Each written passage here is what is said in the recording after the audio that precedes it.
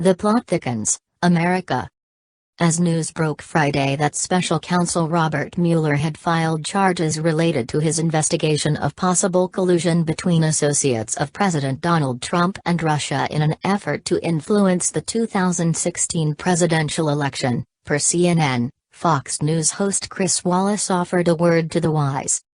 Essentially, Wallace said, slow down, there's far more evidence pointing at Hillary Clinton than Trump.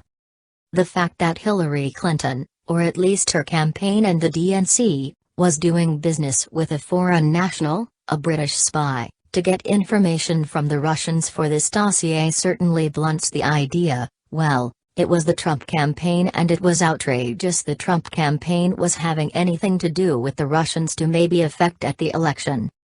This is far more evidence than we've ever seen involving President Trump and his campaign that the Democrats were directly involved in trying to get information from the Russians to affect the 2016 campaign. But Wallace also urged caution, noting the possibility that if Russia were indeed meddling in the election, it could have been playing both sides against the middle. Having said that, we still don't know about Robert Mueller and the investigation. Both things could be true, that both sides were trying to get aid from the Russians, and it certainly seems true that Russians were playing both sides to try to disrupt the election.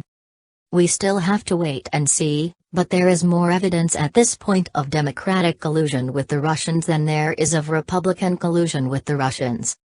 Wallace's last comment, or the mere thought of it, sets Trump and Fox News detractors' hair on fire. They see it as a blatant diversionary tactic to steer attention away from Team Trump.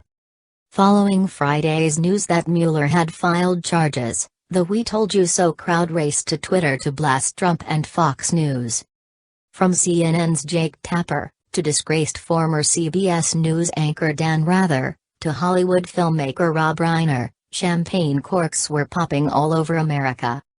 Thing is, who was trying to divert whom's attention?